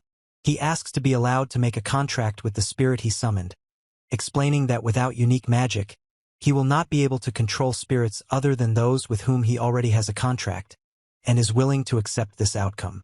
The Absolute says that if you do this, the magic will pass to you when the other dies of old age. He explains that to form a contract with a powerful spirit, you need to possess a tremendous amount of magical power, but in this case, it's possible. He says that the loser carries out the will of the winner. The Absolute informs him that 3 of the 10 spirits summoned by magic are under the complete control of the Spirit King. The Absolute explains that a contract must be made with one of them and asks if he is ready. to which the Absolute answers affirmatively. The Absolute names the spirit of devotion and explains that it is a spirit oriented toward. He asks the girl's name and explains that spirits understand their speech, but are unable to speak in the human world. The girl nods and he says that he will then call her Toa. The Absolute asks Toa if he can shrink, and the girl says he's doing well. The Absolute calls the Toa by name. The man explains to the Absolute that while he hasn't fully mastered the power, he has made a contract with a spirit, and in 3 years, when he graduates from the academy, he says he never thought he'd live to see his interlocutor again, and is glad he's alive anyway. He then reveals he nearly lost to death. Absolute says he's killed many, even taken his own father's life, and never thought he'd live this long. The man asks him not to say that. The man says that the Ark family has made a significant contribution to the country's development and that the other person is not just his childhood friend, but also a loyal ally. Absolute says he's glad his interlocutor is alive. The man says he wished Michael had shown his strength in the argument back then. The girl pours tea. The guy says that because of Michael's inferiority complex and prejudices, he doesn't expect a good relationship between them. He explains that even from his point of view, he turned out to be more capable. The man says listen. Absolute asks if he thought about Absolute and Haniel getting engaged. The boy exclaims loudly, expressing surprise and joy. The man says he was planning to die and forgot, asking for forgiveness. The man says that after his death, he thought he could blame everything on Absolute. Absolute explains that the man himself won't say this, but the weariness of serving the country is written all over his face. The man explains that when his son becomes the head of the family, the man says that if he doesn't get a decent salary, at his age it's better to retire. The upper right corner states that this is the Royal Academy of Linana. The lower panels depict the academy streets and buildings, with people walking and a carriage driving along them. The man says he is greeting Mr. Absolute. Absolute says yes. Absolute informs about today's exams. The guy informs them that there will be writing, magic, and close combat, based on the results of which people will be sorted into classes from A to D, and that they will gain a small number of points without interfering with Mr. Absolute. The man warns them to be careful and not to tarnish Mr. Absolute's name, and also, the boy tells the master that the decision is his. The Absolute orders him to give it his all, and the boy agrees. The boy tells the Absolute that it seems the girl in the nun's robe is a saint. He explains that she is the heroine from the original story, Eliza, who repeatedly healed the hero during the battle with the ultimate thanks to a skill called restoration, and her beauty and strength raised the fighter's morale. He informs that Saint Eliza is just as dangerous as. Absolute says something needs to be done before the heroine starts thinking about the hero, and turns to the man. The man informs her that it's the hero's fiancée, Miss Alicia, who just arrived without her groom. The man explains that the hero is taking the entrance exam to the academy, which is why he's not here right now. He says he received a letter of recommendation as a gift from the royal family, and that they say he's only half an aristocrat. The girl thinks it will be hard for this girl with her naivety at the academy. He says the applicants should all get together. The man announces that a random opponent will now be chosen for the participants to fight, and the woman explains that the exam is designed to assess swordsmanship and magic. The man announces that the fight will continue until one of the participants steps out of the ring or the examiner stops the fight, and asks them to wait until called. The girl steps forward. Absolute says she won't come. He says that if he can't win, he will die, and if he wins, his opponent will die. The guy says that means he has to die. The guy says that the woman reports that Lady has become much stronger after training. Absolute yells that this is the devil. The man explains that Lady has indeed become stronger. The woman announces that the fight is over and declares Lady Cruel the winner. She also says that her opponent is outside the ring. The girl says she's back, and the guy says she's become much more capable. The girl says that she is honored to receive praise and she fought so as not to disgrace the name of the interlocutor, then says that she is very embarrassed, and explains that when she is praised, she feels embarrassed. Absolute wishes him luck in the fight, and the girl thanks him. The guy says the lady did well, and the girl asks if Mr. Chris is here. The girl asks who will be Lord Absolute's opponent, Duke Keiko, Marquis Mirai, or Lord Alicia. The dark-haired man stands silently with his arms crossed, while the boy on the left reacts to the question with surprise. The boy says that the opponent could possibly be a saint. He explains that the aristocrats participating are mostly girls, so only Duke Keiko remains. The man says that Absolute Ark is next. The girl wishes the boy luck, and the boy says he will pray for him. He reports that Duke Keiko was the leader among the bullies of his subjects at Prince Michael's feast.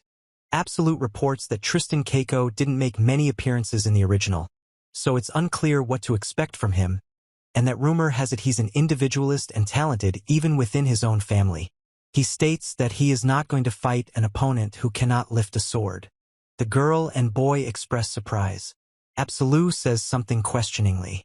Absolute stands with a drawn sword in front of a man, a woman, and a girl who are looking at him.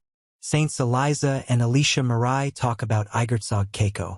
Tristan Keiko greets Alicia, the saint, and the Absolute and announces that his name is Tristan Keiko. The man explains that the rules stipulate that the fights are one-on-one. Alicia Mirai asks the examiner to clarify.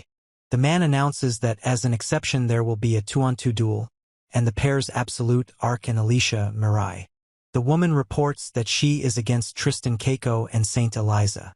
Absolute says he's lucky to be paired with Alicia, as otherwise he wouldn't have been able to appreciate her powers.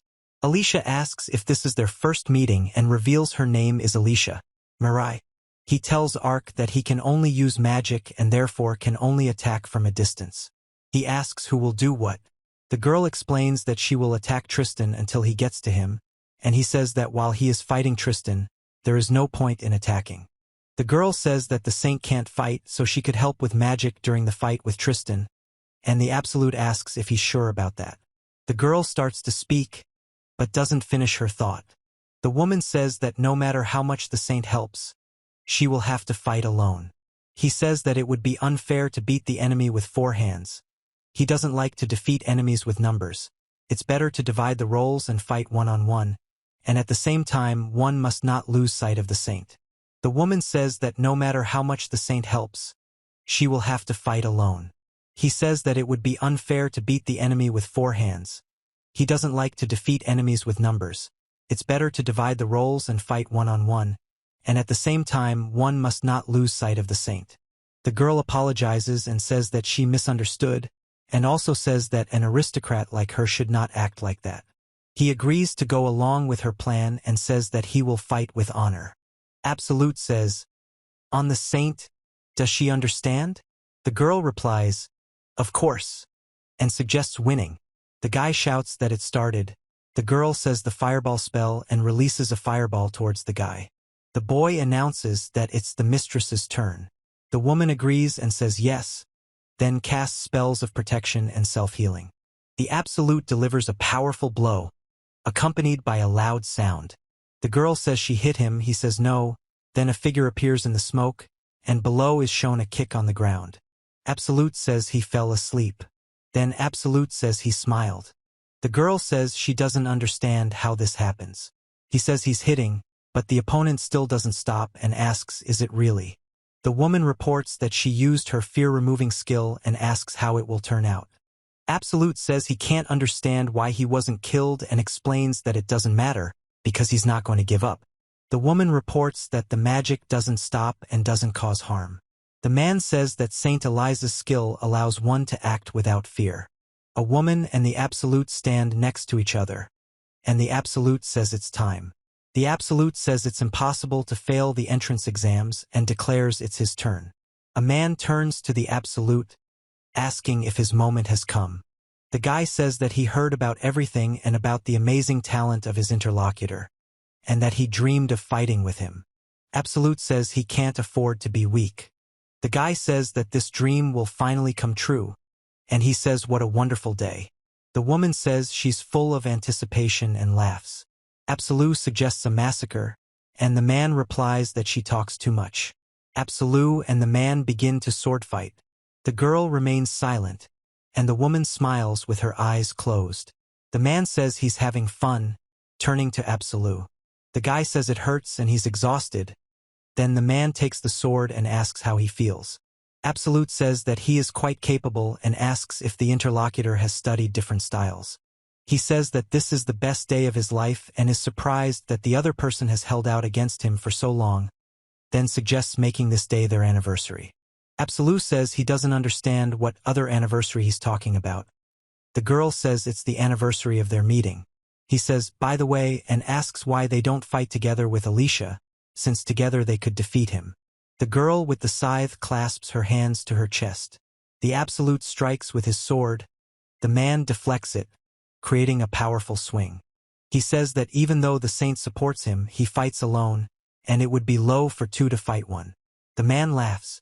The Absolute says that the interlocutor is undoubtedly strong, but the guy says that he didn't justify himself with nobility when he lost. Absolute deflects the man's attack, blocking his blow with his hand. The man delivers a powerful blow, but Absolute successfully parries it. In the arena, he and the boy are fighting with swords, and a woman watches the fight. The girl says that her heart is beating and calls the Absolute by name. Tristan, from a family renowned for martial arts, reports that he's strong. Absolute comments on how he's quite successful against Absolute and asks if it's because of the saint's support. Absolute asks if Ark can win. He strikes with his sword. The man parries the attack with his sword and states his swordsmanship. The man lunges forward with his sword. The woman reports that body enhancement magic is not dangerous, but in large quantities it can become problematic. The woman asks if this is their limit. The woman says her skill removes fear, but the Absolute says it's suspicious. He says he's seen enough and it's time to end it. The man reacts with surprise to what's happening and strikes with his sword. Absolute delivers a powerful blow, knocking the opponent back. Absolute looks forward with a determined expression. The man screams in pain as shrapnel hits his face. The woman expresses surprise. He stands behind her. The girl also expresses great surprise. Absolute says the opponent is a decent swordsman but lacks precision, and next time they'll fight for real, one-on-one combat at the academy. The boy replies that Absolute clearly took pity on him and that he still has room for improvement. He says it's such a pity. Ark and Mirai have won, then raises his hands. The man says, "Stop." He says, and the girl notices and looks at him. He leaves, and the girl says she doesn't know what to do. Absolute says he never imagined he'd be so strong. The man says the rumors are true. The Ark family are worthless, and he'll destroy them. The man says the Ark family. He'll defeat them and kill all the villains. The girl asks him not to, saying it's terrible. Arkov Estate hosts social events. Absolute says everyone has worked hard, trained hard, and given it their all. He tells them they will now be entering the academy, where they say status doesn't matter, but these are all formalities, and status is still extremely important. Absolute explains that this is why they must show the unity of the Ark family. A man with a glass in his hand. He says they are despised and considered villains because they make a living by getting their hands dirty. Absolute says that if people sincerely think so, then they are simply living up to their expectations, and he knows that their work saves people, so he is proud of this business. He says the problem is different and asks why there are those who openly ridicule them. The girl explains that they are arrogant. Absolute says that they must show the unity of the Ark house. He says that they are no longer weaklings who can be made fun of, and asks them to show their strength. Absolute says that powerless evil will be trampled by the strong who believe they are right, so they will fight this together. Absolute says that he will always be on their side, as members of the Ark faction, and calls for pride in being evil. Absolute explains that they need to show everyone their pride. The woman announces that there will be an entrance ceremony today and says she's leaving. The man explains that this is the Ark house. Absolute tells Wool and Maria to unpack and says they'll be going to the academy with him starting tomorrow, to which Wool and Maria reply they will. The text reveals that this is the Linana Royal Academy. The man announces that the carriage is ready to depart and asks everyone to take their seats. The man explains that the journey will be long, so they should prepare for the journey. First, a man notices the carriage and asks what this gathering is. Then another man asks them to wait and informs them that there are so many high-ranking aristocrats in the Family Ark faction. Absolute Ark is standing in a group with other people. The guy tells them to look at Eurus and even Lady Cruella.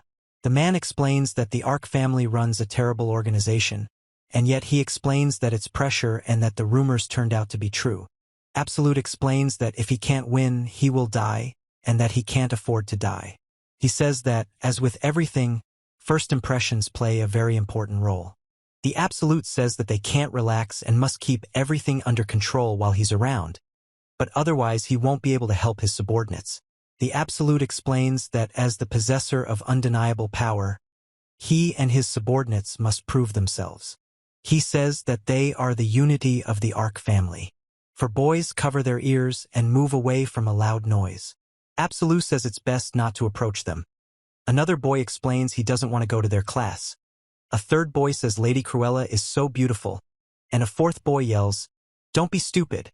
They say that he, Ark, almost killed someone who had tried to get close to her before. Absolute says to remember the Ark family and Absolute, who leads it. The boy makes a sound that expresses sudden and strong shock. The boy apologizes and explains that he was supposed to be helping, but ended up in Class B. The girl says that he can trust her to help Mr. Absolute. She'll take care of everything. The girl says not to worry, Mr. Chris. Oriana and Misto were placed in Class A and says that they did well. Misto Browse says it all happened thanks to Absolute's training, and without his help, he would have ended up in C. Absolute laughs and asks him to stop, saying the flattery is getting tiresome. Oriana Festa bows. Students applaud. A man congratulates the students on their admission and greets them with all his heart. It is reported that this is the Royal Academy of Linana, where in Linana, aristocrats enter the academy at the age of 15 and study for 3 years. The woman explains that, in addition to aristocrats, the children of prominent merchants and those recommended by the church are admitted here. Even commoners, with the support of aristocrats, can enroll here. The man explains that the most important things here are status and academic performance. Michael Linane is given the floor as a representative of the first generation. Absolute says that they, as the people of Linana, will become something to be proud of, will grow and learn here, and will also become friendly comrades to protect their country in the future. The guy says they will become stronger. The Absolute says that one must not lose to evil. Michael Linnen offers to work and study together for 3 years. He reports hearing a plan to gather supporters at the academy, defeat the Absolute, and regain his position as Crown Prince. Absolute is silent, then says that although he has the extra status of Crown Prince, it seems that it is still not enough for him. The guy tells the prince that events in the story are still to come, and much is yet to come. The woman says she will, of course, meet his best self. The next day the man says to wish you a good journey. Absolute says that even though he said so, the events from the original will begin soon, so you need to be prepared. He says that he can't lose and that it's impossible for the events to unfold according to the plot. The woman asks the gentleman. Absolute says he's been thinking for a bit, but everything is fine, maybe he looks nervous, and adds that moreover. He informs them that from today on, their job will be to accompany him to and from the academy, as well as prepare lunch, and orders them to behave decently. The girl replies that she understands, and the other girl agrees, saying, "Of course." The woman reports that she relies on her interlocutor. A guy and 2 girls are walking along a path. Absolute says good morning, and the guy replies, "Yeah." He says that they will disperse here and will be in the waiting room until lunch. 2 maids stand silently nearby. The girl says that the building is huge and there are so many people in it, and also says that the academy is incredible. Absolute laughs and says that the girl now resembles the old wool. The girl reacts with surprise and then explains that as the master's maid, she must be perfect and wants to become as mature as Absolute, but not quite. Absolute reports that the girl has been downhearted lately and asks if something is wrong. The girl says that the gentleman must be very pleased with him and remarks that this is indeed so. The guy says the girl is already a wonderful maid and invites them to go. Absolute exclaims, turning to the guy. The guy shouts that it's the girl from the tournament. The guy, surprised, says he doesn't know who's in front of him. The girl in the center asks who he is. The woman says she is at work. The man asks what. The guy yells at the girl to wait and stop.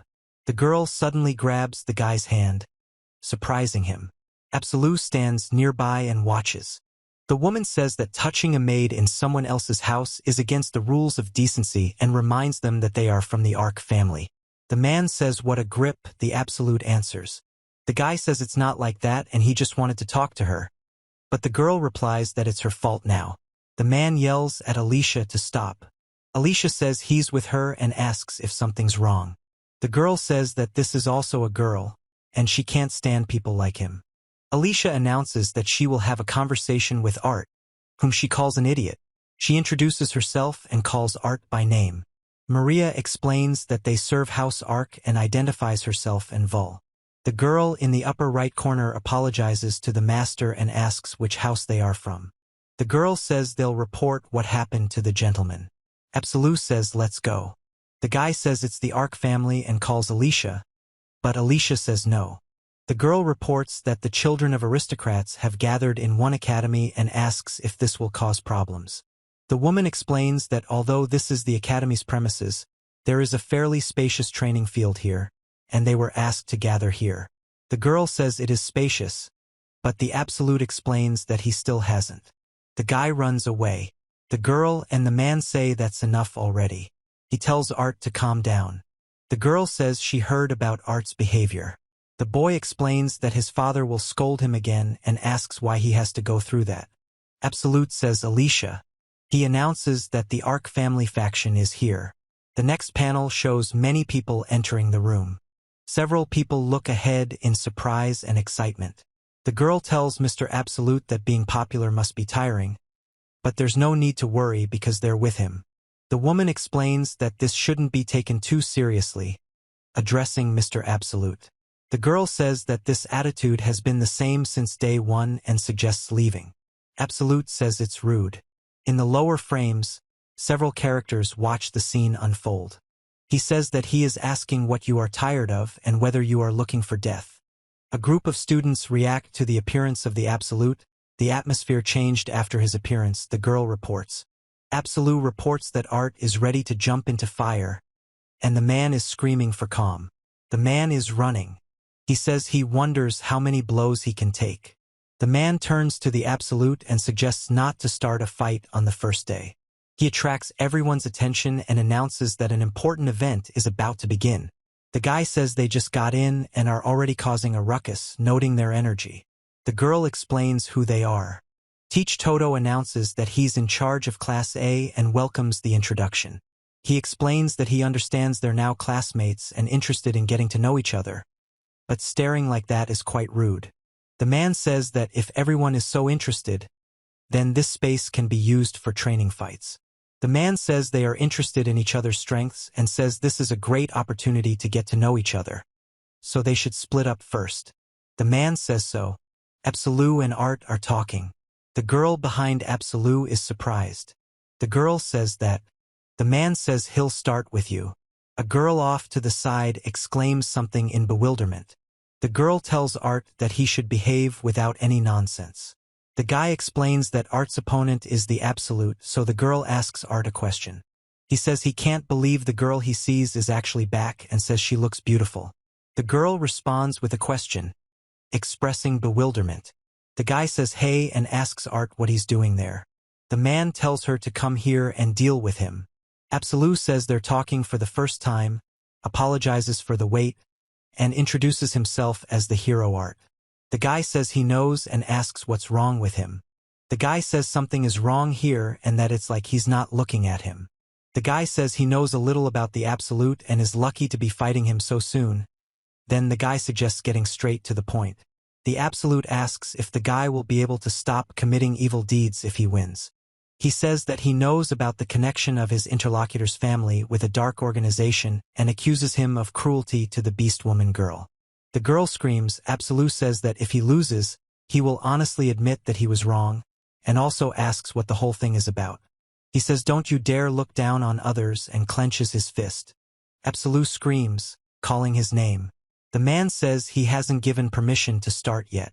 The man explains that it's unacceptable to call his classmate a criminal and orders Art to stop. The man suddenly opens his mouth. He shouts from the road and says, "Hero attack, destroying true evil, holy burst." The guy says it's a holy magic technique that defeats evildoers and asks if they've seen it. The man says that means he has too. Absolute says he's the only one here who looks like a villain. The girl is surprised he survived the holy attack. Two men shout, "Master." Absolute calls the hero a hero. The girls say the hero needs to be stopped, accusing him of hitting their master and of sneaking around. Absolute says he's considered so pathetic. The guy explains he's capable and thought it would work. Then the guy says, "Tisk." Absolute says he's considered so pathetic. The guy explains he's capable and thought it would work. Then the guy says, "Tisk." The guy says he's offering the holy sword. He explains that it's too slow and stabs the guy in the stomach, causing the guy to make a pain noise. The man laughs. The Absolute says the other man has no talent, so it's better to practice with a sword. There are so many people suffering in this country because of the Ark family. Absolute says that he must help everyone and her. Then Absolute suddenly runs, screaming for everyone to die. He reports that the bones are broken and shows the injuries to the ribs and legs. He then explains that the victim will not be able to walk. He then supports the man who has blood on his face and is unable to stand on his own. The man with blood on his face falls. The girl screams that Art. The top right panel shows a fallen man. Absolute calls him a weakling. In the bottom panel, Absolute explains that the man has the skills of a hero, but in reality he's just a petty degenerate who only knows how to shout about his rights, and that he's all talk but no strength. The guy yells at Absolute to shut up and asks what he understands. The guy says he's evil and will destroy the other guy to save her. Absolute says he really is evil and the worst thing in the country. He says he will see the ally of justice. The girl is silent.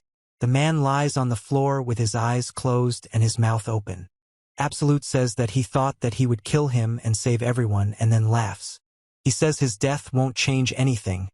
Another evil will simply take its place. The man shouts at the lady. Three girls listen. Absolute tells Misto to tie the hero to a pole, brings the other teachers and explains everything to them, and Oriana must keep an eye on the hero so that he does not escape. Absolute tells everyone to get to work and attack if they notice any strange movements. Three girls say yes. The girl with long hair says she will heal him. The woman explains that there are many different people in this world, and they all want to live happily, but sometimes it's difficult. The Absolute says that he, too, wants to live peacefully, but can't because of his power. The woman says that they need to find a way to use their power for good, not harm. Alicia is okay, to which she replies that everything is fine and thanks him. The woman explains that it was all just a nightmare. The woman reports that Alt publicly insulted a member of the Ark family before the battle, and this will become a problem for him. The girl says she needs to apologize for the incident with the maid and be sincere. A man and woman stand at the door, and a woman with long hair explains something to the man and girl. The woman says that here is the Absolute. The Absolute asks if this is the Holy Lady. The woman reports that the guy used his skill to make the hero act aggressively, to which the guy asks what she's talking about. The girl behind her explains that she can't hear anything. The woman says they are talking about Alta, and the girl, in shock, exclaims that she can't believe her ears. The girl tells him that the Absolute is going to unite with the church and destroy their family and the face of the earth, and that things are too bad. The man and the Absolute approach the girl, and the girl says, "Oh," and the man says, "M." The woman screams at him. He turns around and says that the woman says it's cold. The woman reports that they didn't even let her apologize. The man and Absolute walk down the hallway. The woman says something, the man asks what, and the guy says that the gentleman beat the hero. The girl explains that that's not all. He did it without a sword or magic, with his bare hands, and she couldn't believe her eyes. The woman says it's true, and she herself was amazed. The man explains that she needs to try harder so she can be in the same class with the master next year. The lady informs the Absolute that she wants to tell something important. The girl informs him that Ms. Alicia from the Mirai family wishes to see him and asks if Absolute is okay with it. Absolute says no, and to convey that he has no intention of communicating with the Mirai family right now and will listen to them later. The girl adds that there is more news. This morning, the hero was harassing. The girl offers to take her to a nice cafe after leaving the academy. He says it's a good idea. The woman says that it's good and that she'll convey the girl's words to Ms. Alicia. The girl smiles happily, holding the cake in front of her. The girl thanks the gentleman and says she's very happy. The woman sits silently nearby.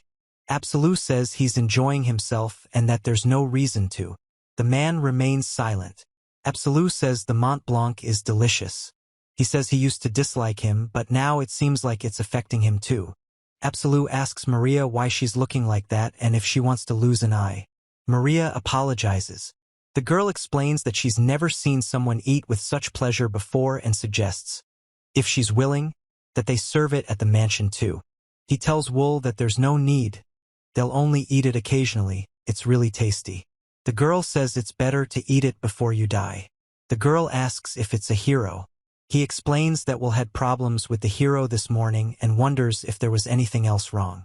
Girl says that he started being so familiar with her that she immediately felt disgusted, and adds, Absolute says he already told them to protect themselves if he's not around, and that he gave them the power to do so.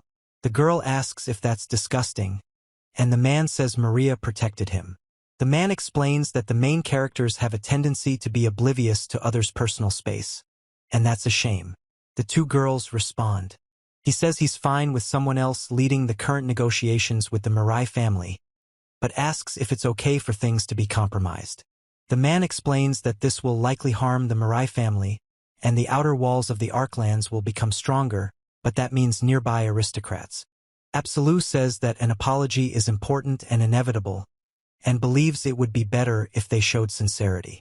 The man explains that now that the hero's execution was prevented thanks to the royal family's request, it has become a huge problem for him, and he intends to move in that direction. He explains that you need to take the initiative into your own hands and do what you know best. Then he tells you that this is how. Absolute says that if the Mirai family had paid more attention to raising a hero, this wouldn't have happened, but there's no need to feel sorry for them. Absolute says that everything will be fine and that true evil is merciless. Mirai's family has arrived. The man talks about a compromise regarding the hero. There are three main factions in Linen. The royalist faction, which supports the king, the aristocratic faction, which fears the excessive concentration of power in the hands of the royal family and seeks to concentrate it in the hands of the nobility, and the neutral faction, which stands between the two factions and ensures. The Absolute reports that, even without the saint, Marquis Mirai's lack of education is a huge drawback. The man and the girl say that they must achieve their goal at any cost. He invites Marquis Mirai and Miss Alicia to sit down. He thinks that perhaps the Marquis is going to shift all the blame onto Miss Alicia. Marquis Mirai apologizes to Mr. Absolute for the foolishness that the hero caused.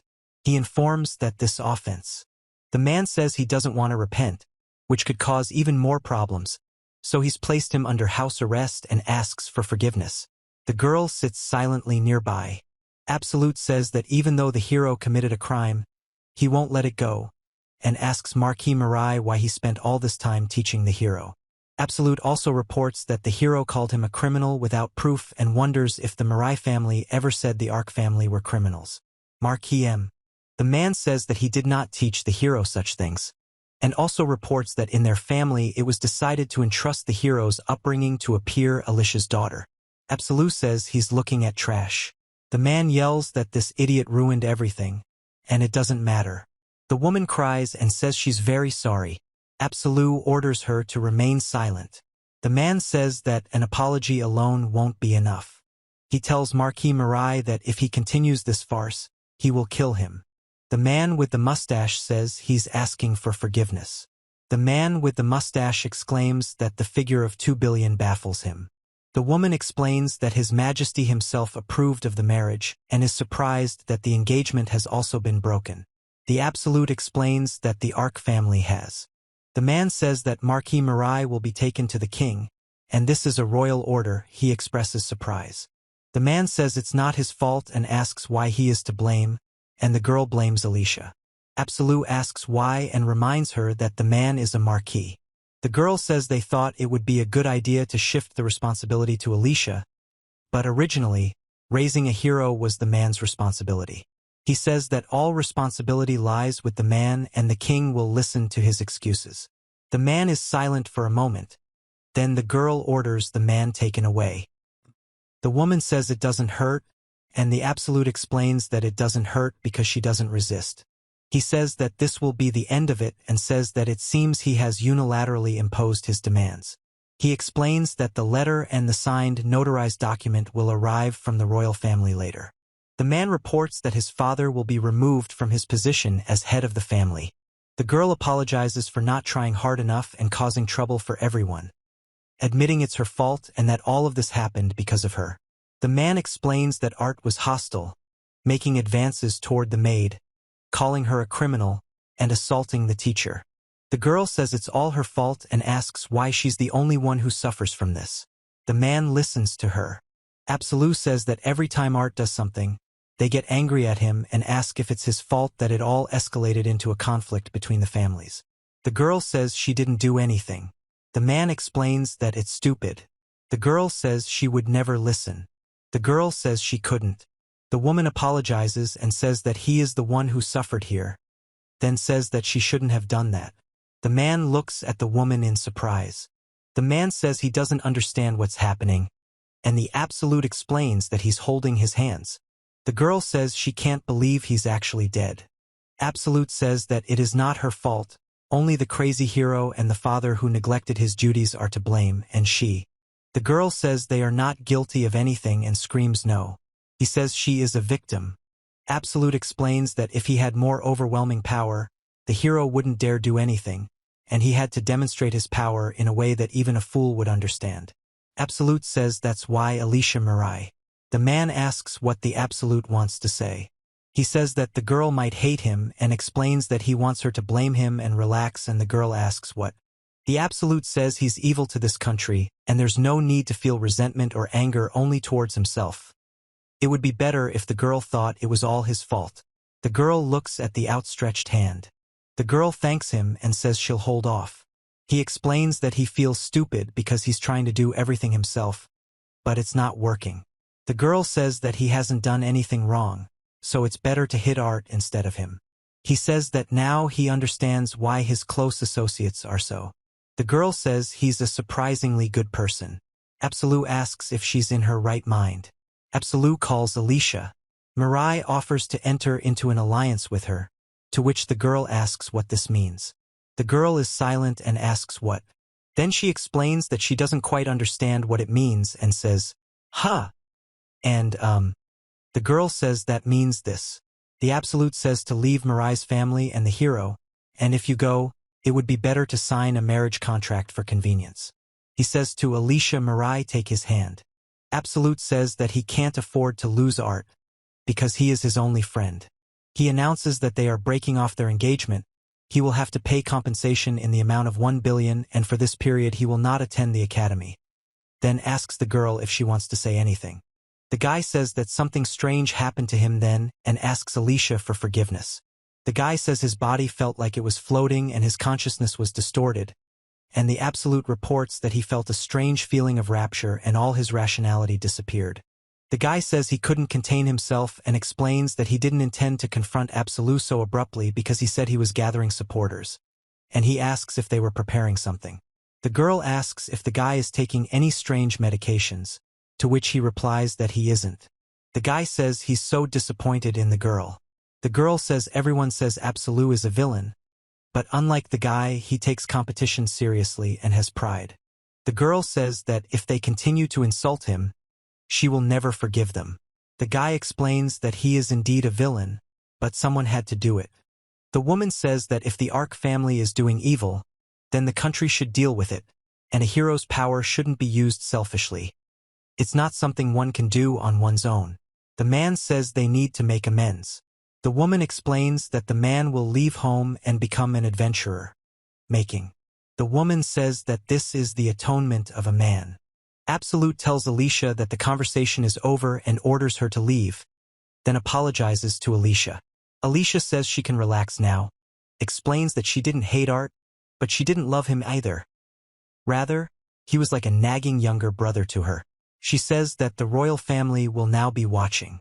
He explains that if he takes her hand, she will disappear. The girl says she is not afraid of disappearing and wants him to take her hand. The woman says she only has bad memories of her father and Art, but the Mirai lands are her home, and she is their mistress. The Absolute says he cannot. The girl says that she can't give up everything like that to live happily. The woman says that they put the blame on her and to relax, and then says that these were kind words. The sound of footsteps can be heard from the right and left. The Absolute announces that he is the villain. The man makes a sound of pain. The man screams. He explains that he can't allow himself to die because he has a purpose he must fulfill. He explains that if he dies, no one will be able to stop evil, and therefore he must continue to fight. Absolute says something devilish is happening in his life. Absolute stands with his back to him, surrounded by smoke and blood, with fallen knights lying on the ground. Absolute holds a sword dripping with blood. He says he can't die because he is he. The man says he can't die because he is he. The Absolute says that he feels sick and reports that he is dreaming about the Absolute again. He says that because death has become commonplace, he killed people without any guilt, and having memories of a past life, he has changed, but rather he made the whole situation more normal from this world. He says that having killed so many people, he cannot calm down and cannot come to terms with it. The girl says he turns out to be a good man. The Absolute remains silent and declares him to be pure evil. The Absolute explains that killing people means nothing unless it's himself or his comrades, and even if it's by order of the country, killing is evil. He concludes that, therefore, he is a villain. The woman says she's a little nervous about returning and that her heart is beating so hard. The guy stands silently nearby. The girl opens the door. Two girls tell Ms. Alicia that they were very worried and ask if she is okay. Ms. Alicia reports that she is already fine. The woman thanks him for his concern and says everything is fine. The girl says oh and looks worried. The woman with the braid turns and asks. The woman thinks about the Absolute and asks what to do, whether she should say hello. The Absolute stands with a serious expression, with two others next to him. The girl says maybe it's better to just pretend she didn't notice. Absolute says the girl is as loud as ever this morning. Christina then asks Absolute how he's feeling and tells him he'll definitely win today. Absolute confirms this. The boy tells the Absolute that he'd rather appreciate his friends, and the girl offers to lend him some misto if he's so bored. He's surprised that Christina calls everyone by their first names and doesn't even call her servants that, and also notes that they've already become friends. The girl explains that for now he's resting. The woman says they sat at the same desk during the entrance exams. The man listens. Absolute asks Alicia Mirai, what's her deal? Alicia Mirai explains that she wants to help the Absolute. The Absolute says that he can't allow her to interfere. Alicia Mirai says she's not afraid and is ready to do anything to help. Absolute says it's too dangerous for her. The girl says she just thought. Absolute asks the girl what she means. The girl replies that Absolute is the same as the others. The boy informs her that the academy has only one way to qualify for the tournament: winning the qualifying round. The man explains that only those who qualify participate in the tournament, and that the winner of the tournament receives the right to one wish. The girl thanks Ms. Alicia for waiting and says she'll gather the notes while she's away and give them to her later, to which Alicia replies that it will be very helpful. The girl apologizes to Princess Leone for not saying hello sooner, and Alicia Mir Ay says she's glad to meet her. Leone Surik says she's also pleased to meet you. The text states that Leone Surik, Princess of the Surik Kingdom, has arrived in Linana as part of an exchange. The woman asks how they are doing in the country and if she's heard that they've gotten used to it. The man replies that he has and thanks them for their concern. The woman says that if there are any difficulties, they can contact them. The girl says that she can also call her by her first name, and the woman replies that's fine. The woman says it was delicious, and the girl says it was really delicious. The woman says she'll make something else next time, and the girl says she's looking forward to it. The woman and girl smile, and the Absolute and the woman listen to them. The girl speaks without stress, explaining that the academy without art is simply paradise. The image shows a nighttime view of a large building with numerous windows and chimneys, surrounded by trees. There are no text blocks or speech bubbles. The woman says the master has received a letter. The Absolute tells Maria to get ready for work. Below, it says this is the kingdom of Linana, a town called Floor. The man says, "Damn." The text says these are the remains of the Marmot Kingdom's secret organization, Gilius. The man says they can't just lose and need to take revenge as quickly as possible. The text explains that, if we delve a little deeper into history, there was a power struggle between organizations in the Kingdom of Surak, and having quickly lost the struggle, Gilius was forced to flee to other countries. The guy says they were able to hire a guide and cross to Linana, but now there are only 50 people left instead of thousands. Absolute tells what needs to be done now. The man says that, although he hates to say it, they should join the Heomo, a shadowy organization, and that rumor has it they are under the protection of some noble Ark family. The boy explains that the nobility won't protect them, and if they want to defend their country, they'll have to rely on their own strength. The guy asks how many guards he has and says he's the only one. Absolute says he has business with Gilius and asks if they've inquired about his family. The man confirms this. The guy says that they hold a grudge against the Surak kingdom and will definitely come in handy. Absolute says they have something that will surely interest the Ark family. Absolute reveals that they are twin sisters from a noble family in the Surak kingdom, and that if they were sold in the future, they could fetch a good amount of money.